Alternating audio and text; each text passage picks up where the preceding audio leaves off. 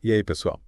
De volta para mais um mergulho profundo aqui no Odisseia Textual. Isso aí. Hoje a gente vai desvendar o segredo das mentes milionárias. É isso aí. The T. Harv Eker. Já ouviu falar? Já bastante famoso. E sabe, já de cara a história do próprio autor me pegou, viu? É mesmo. Ele, passou por cada perrengue financeiro antes de fazer sucesso, sabe? E a trajetória dele é bem inspiradora. Tem até um ânimo extra para encarar essa leitura. Filho. Mas sabe o que me fisgou no livro? A proposta de reprogramar a mente para ter sucesso com dinheiro, sabe? Sim. Mudar o mindset. É tipo um upgrade no sistema operacional do nosso cérebro. Gostei dessa analogia. E o Eker vai fundo nessa ideia de modelo de dinheiro, essa programação subconsciente, né? Que molda a nossa relação com as finanças. Que loucura, né? Tipo um fantasma financeiro que fica assombrando a gente. Total. E ele fala que a gente carrega crenças sobre dinheiro, muitas vezes limitantes, que nem percebe. Lembrei daquela história que ele conta da mulher que cortava as pontas do presunto antes de assar, só porque a mãe dela sempre fez isso. Imagina, carregando esse tipo de herança sem saber. E você, lembra de alguma frase sobre dinheiro que eu ouvia na infância? Nossa, vários. Meus pais sempre diziam, dinheiro não nasce em árvore. Que clássico, né? Na sua família. Minha avó sempre falava, quem guarda sempre tem. Olhando para a frase, acho que essa frase me influencia bastante, sabe? A ser mais consciente com meus gastos. Legal. Mas, voltando ao livro, como a gente se liberta dessas crenças limitantes, desses fantasmas que a gente herda? O Eker mostra que essas crenças, né, elas podem se manifestar na vida adulta. E aí levam a autossabotagem financeira. Entendi. Ele conta a história da José, uma enfermeira que vivia endividada apesar de ter um bom emprego. Nossa. E sabe qual era a causa? Não. Um trauma de infância. Quando o pai dela faleceu, a família ficou em sérias dificuldades. Que triste. E aí, na mente dela, dinheiro virou sinônimo de dor e perda. Pesado, né? A gente vê que só sobre aprender a investir, mas sobre entender como nossas experiências moldam a forma como lidamos com dinheiro, né? E aí entram os arquivos de riqueza que ele descreve no livro. Isso, os arquivos da mente. Cheios de crenças. E adivinha? Os arquivos das pessoas ricas são totalmente diferentes dos arquivos de quem luta financeiramente. Caramba. É quase como se elas operassem em sistemas mentais distintos, né? E como é que a gente hackeia esse sistema, hein? O Eker dá o passo a passo para reprogramar a mente. Ele descreve 17 arquivos de riqueza. Eles diferenciam a forma de pensar, né? De quem tem sucesso financeiro. Interessante. Por exemplo, os ricos se concentram nas oportunidades, enquanto outros só enxergam obstáculos. Entendi. Ele conta que no início da carreira, decidiu abrir uma loja de equipamentos de ginástica, mesmo sem ter muita grana. Arriscou tudo? Ele viu uma oportunidade, né?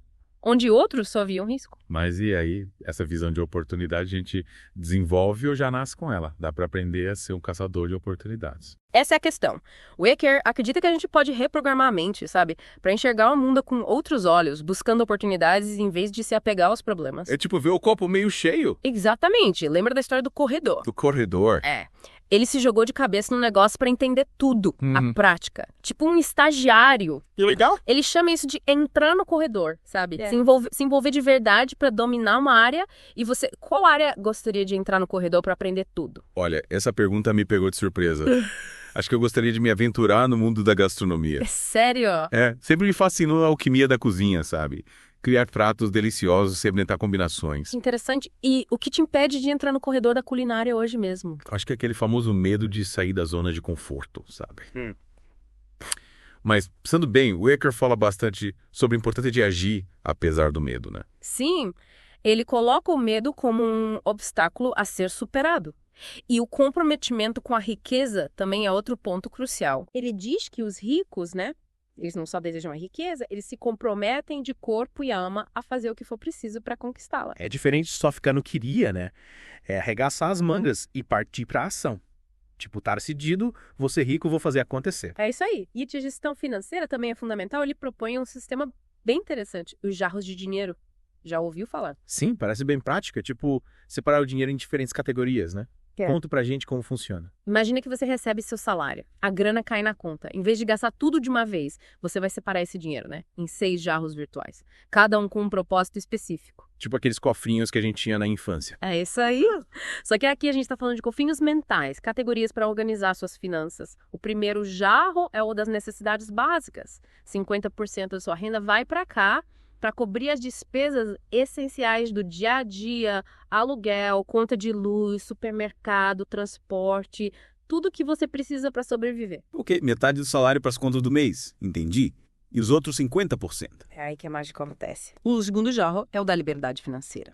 10% da sua renda vai para cá, destinado a investimentos que vão te gerar renda passiva no futuro. É a base para construir sua independência financeira, sabe? É tipo plantar uma sementinha que vai gerar frutos lá na frente. Exatamente. E para regar essa sementinha, temos o terceiro jarro, educação financeira.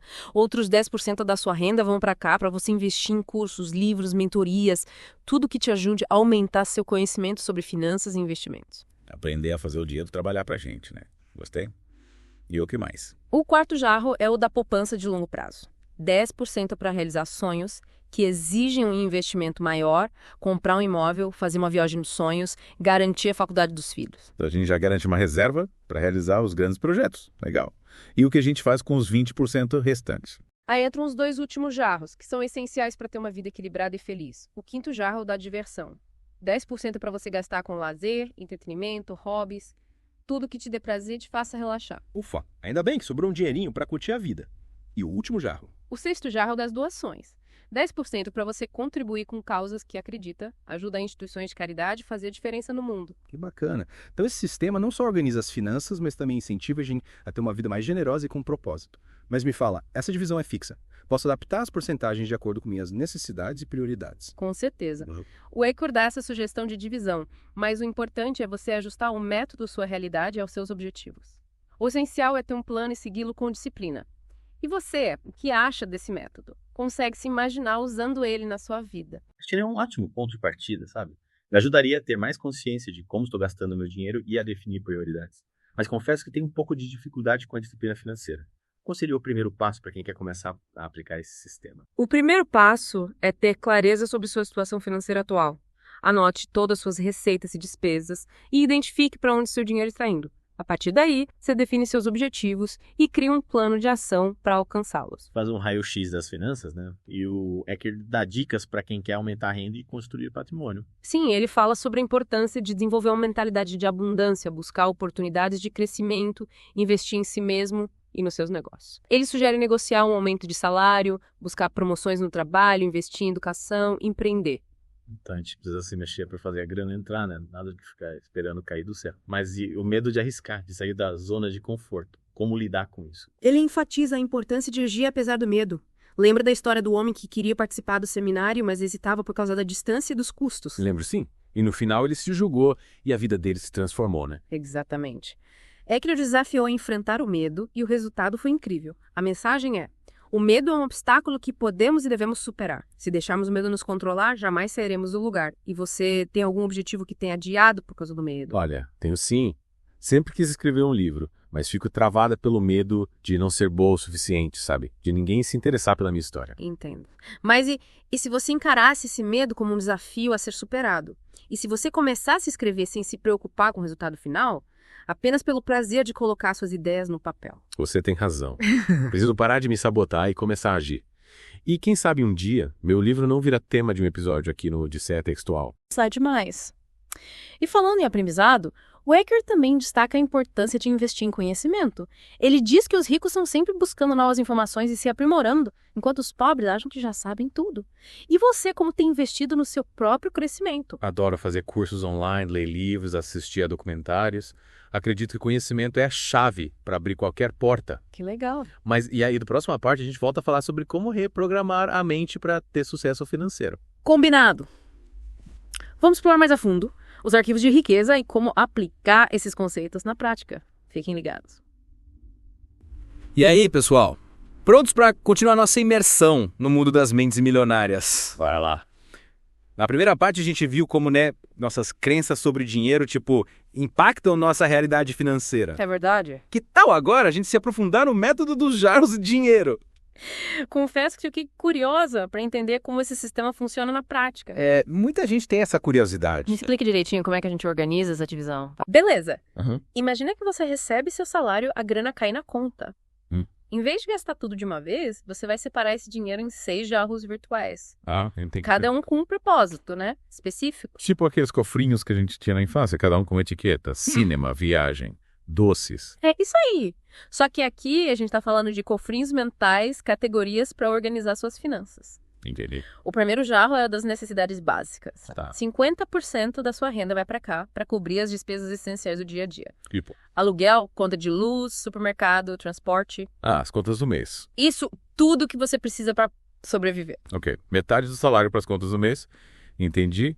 E os outros 50%. Aí que a mágica acontece. O segundo jarro é o da liberdade financeira. Liberdade financeira. 10% da sua renda vai para cá, destinado a investimentos que vão te gerar renda passiva no futuro. Interessante. É a base para construir sua independência financeira, sabe? Então é tipo plantar uma sementinha que vai gerar frutos lá na frente. Exatamente. E para regar essa sementinha, a gente tem o terceiro jarro, educação financeira. Mais 10%. Isso, outros 10% da sua renda vão para cá, para você investir em cursos, livros, mentorias. Aprender sobre finanças. É tudo que te ajude a aumentar seu conhecimento sobre finanças e investimentos. Legal. Aprender a fazer o dinheiro trabalhar pra gente. Gostei. E mais. O quarto jarro é o da poupança de longo prazo. 10% para realizar sonhos que exigem um investimento maior, comprar um imóvel, fazer uma viagem dos sonhos, garantir a faculdade dos filhos. Então a gente já garante uma reserva para realizar os grandes projetos. Foi legal. E o que a gente faz com os 20% restantes? Aí entram os 2 últimos jarros, que são essenciais para ter uma vida equilibrada, feliz. Opa, esses eu quero saber. O quinto jarro é o da diversão. Diversão. 10% para você gastar com lazer, entretenimento, hobbies, tudo que te dê prazer e te faça relaxar. Ufa, ainda bem que sobrou um dinheirinho para curtir a vida. E o último jarro? O sexto jarro é o das doações. Doações. 10% para você contribuir com causas que acredita, ajudar instituições de caridade, fazer a diferença do mundo. Que bacana. Então esse sistema não só organiza as finanças, mas também incentiva a gente a ter uma vida mais generosa e com propósito. Mas me fala, essa divisão é fixa? Não. Posso adaptar as porcentagens, né, de acordo com minhas necessidades e prioridades. Com certeza. O Eckhart dá essa sugestão de divisão, mas o importante é você ajustar o método à sua realidade. Faz sentido.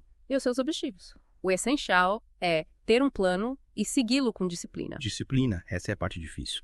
Pra muita gente é. Mas e você, o que acha desse método? Consegue se imaginar usando ele na sua vida? Acho que ele é um ótimo ponto de partida, sabe? É. Me ajudaria a ter mais consciência, né, de como estou gastando meu dinheiro e a definir prioridades. Mas confesso que tenho um pouco de dificuldade com a disciplina financeira. Qual seria o primeiro passo, assim, para quem quer começar a aplicar esse sistema? O primeiro passo é ter clareza sobre sua situação financeira atual. Anote todas as suas receitas e despesas e identifique para onde seu dinheiro está indo. Tipo um raio-x das finanças. Isso. A partir daí, você define seus objetivos e cria um plano de ação para alcançá-los. E o Eckhart, ele dá dicas para quem quer aumentar a renda e construir patrimônio. Sim, ele fala sobre a importância de desenvolver uma mentalidade de abundância, buscar oportunidades de crescimento, investir em si mesmo e nos seus negócios. Sei. Ele sugere negociar aumento de salário, buscar promoções no trabalho, investir em educação, empreender. Então a gente precisa se mexer para fazer a grana entrar, né? Nada de ficar esperando cair do céu. Mas e o medo de arriscar, de sair da zona de conforto? Como lidar com isso? Ele enfatiza a importância de agir apesar do medo. Lembra da história do homem que queria participar do seminário, mas hesitava por causa da distância e dos custos? Lembro sim. No final ele se jogou e a vida dele se transformou, né? Exatamente. É que desafiou a enfrentar o medo e o resultado foi incrível. A mensagem é: o medo é um obstáculo que podemos e devemos superar. Se deixarmos o medo nos controlar, jamais sairemos do lugar. E você tem algum objetivo que tenha adiado por causa do medo? Olha, tenho sim. Sempre quis escrever um livro. Sério? Mas fui travada pelo medo, sabe? De não ser bom o suficiente, de ninguém se interessar pela minha história. Entendo. Mas se você encarasse esse medo como um desafio a ser superado, e se você começasse a escrever sem se preocupar com o resultado final, apenas pelo prazer de colocar suas ideias no papel? Você tem razão.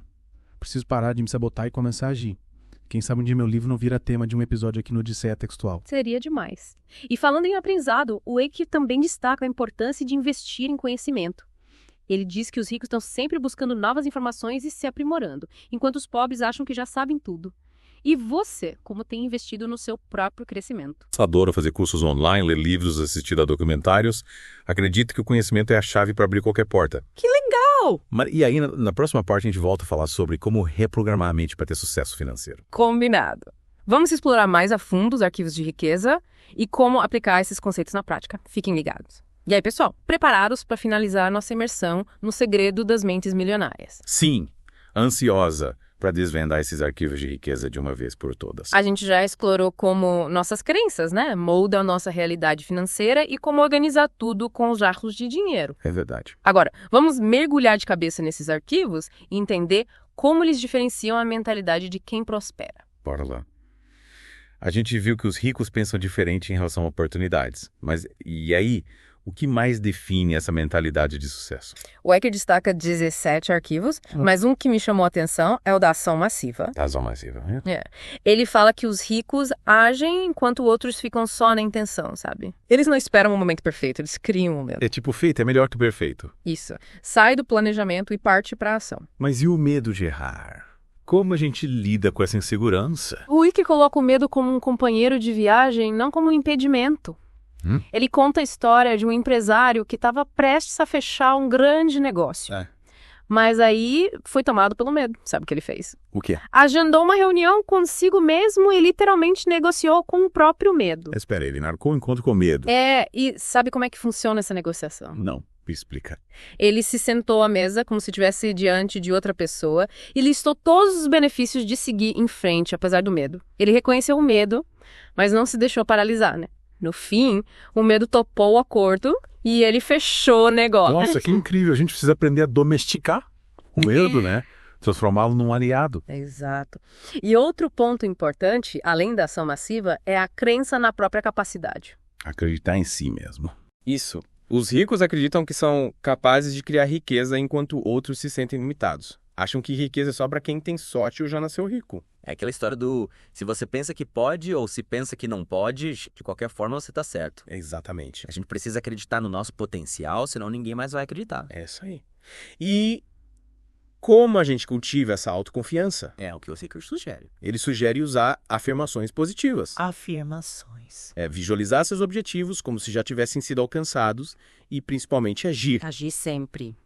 A ação gera resultados e os resultados alimentam a autoconfiança. Um ciclo virtuoso. Exatamente. E, falando em celebrar, outro arquivo que me chamou a atenção foi o da gratidão.